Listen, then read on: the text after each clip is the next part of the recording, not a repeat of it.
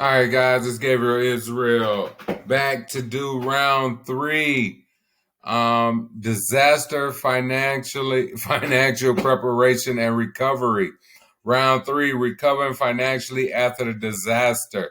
Let's see how we do. We got to do all 4 rounds so we can get the certificate. So let's see.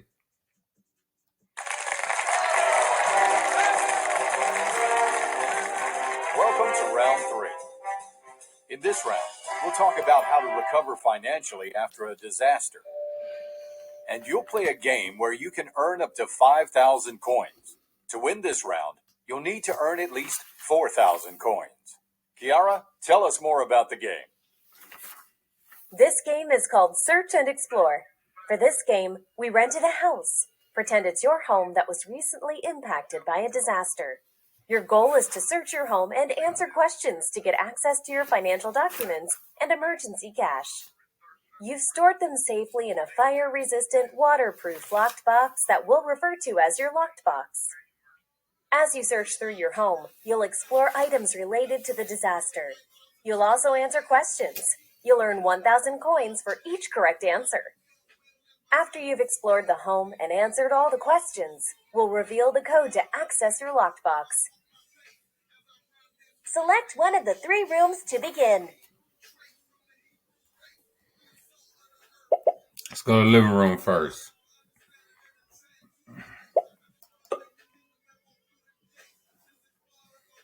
Select each of the 3 areas. If you use assistive technology, such as a wheelchair, and it's damaged during a disaster, look into how you can repair, replace, or borrow a replacement for it. After a disaster, inspect your belongings and personal property. Document any damages, ideally with photos or videos. Looks like the ceiling was damaged during the disaster. What's the best immediate next step to address the damage to your home? Is it option A, withdraw all your money from the bank to pay for the damages? Or option B, inspect and document the damage, ideally with photos or videos? Or option C, hire a contractor to immediately fix the damage to the ceiling? That's correct. Option B is likely the best choice. It's important to inspect and document damage to your home, ideally with photos or videos. This practice can help show the extent of the damages to your insurance provider or your landlord. Select an area to review key tips, or select the floor plan to choose another room.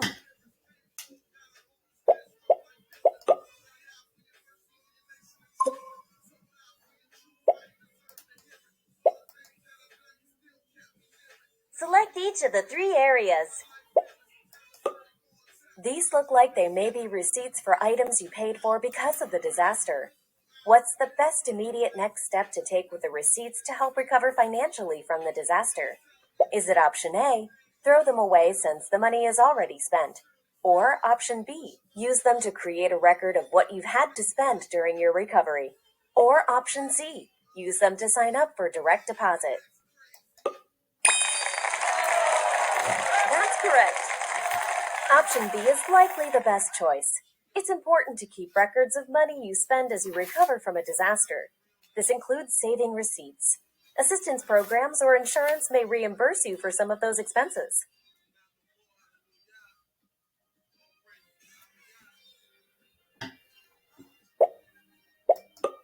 According to the flyer, there have been several cases of identity theft. How could you find out if someone tried to use your identity to get a loan? Is it option A? Check your credit reports. Or option B? Contact your insurance provider. Or option C? Contact your landlord. That's correct. Option A is likely the best choice. You can get and review your free credit reports from annualcreditreport.com. Look for information that indicates your identity has been stolen. For example, are there any accounts or inquiries you don't recognize?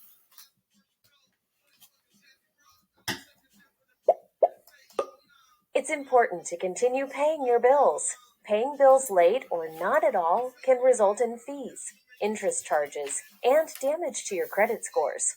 Contact your financial institutions immediately if you've lost or misplaced your debit cards, ATM cards, prepaid cards, credit cards, or checks. Select an area to review key tips, or select the floor plan to choose another room.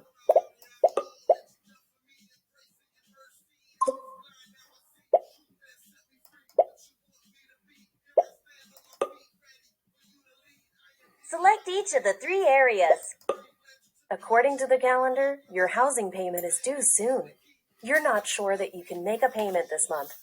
What's the best immediate next step to address the potential missed housing payment?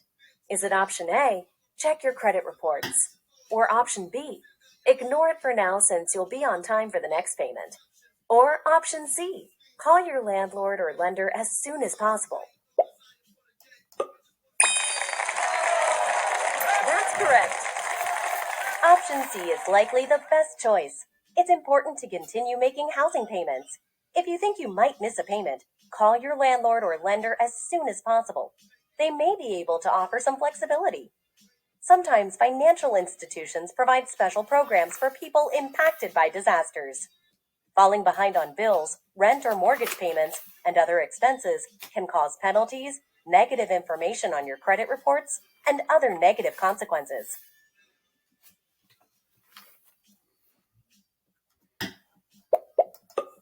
Contact your insurance provider about damage to your home and personal belongings if you have homeowners or renters insurance. And contact your landlord or property manager if you rent your home.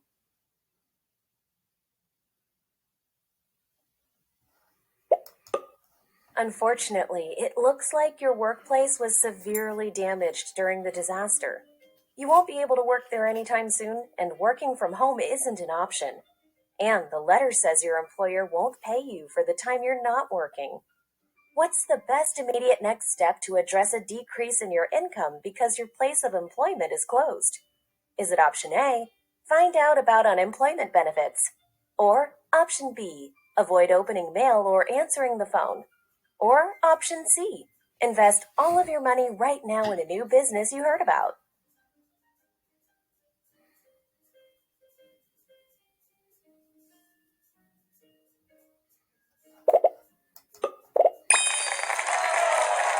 That's correct.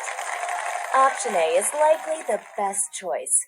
If you can't work because your place of employment was severely damaged, find out about unemployment benefits. Visit www.careeronestop.org to find the local agency for your community. You can also go to benefits.gov to see what other benefits you may be eligible for. Consider keeping track of how many days of work you missed because of the disaster and how much money you would have earned. This could be relevant for taxes and insurance. Select an area to review key tips, or select the floor plan to choose another room. You've explored the entire house and received the full access code. Select the locked box below, or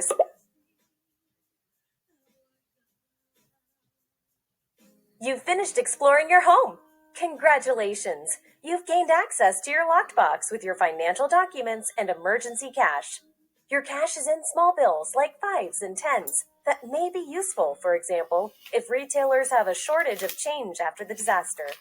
Here's the code to open the locked box: 86753. Punch the code into the keypad now to open your locked box and retrieve your financial documents and emergency cash.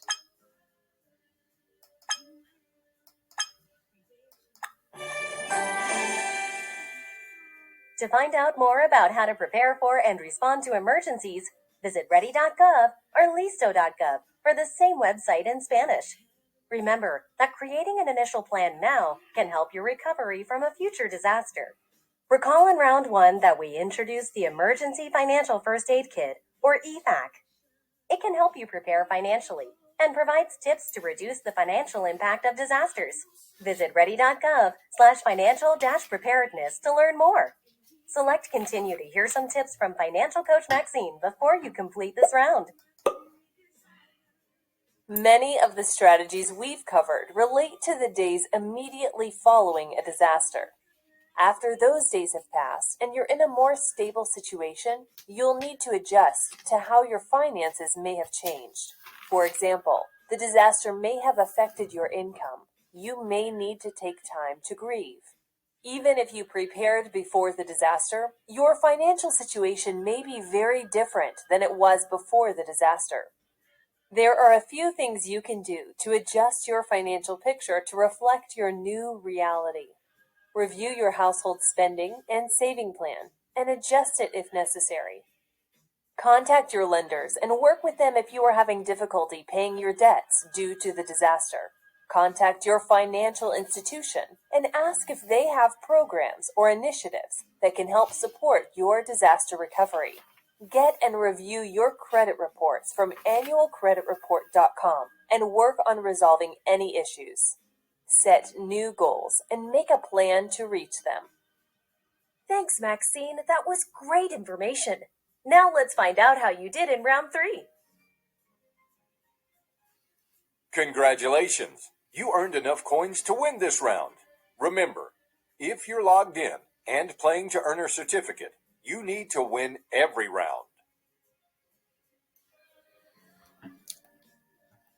All right, guys. So that's round 3. We have finished round 3. So look forward for round 4. We want to thank you for watching the video. Like the video, subscribe to the channel, and visit our website. We say shalom.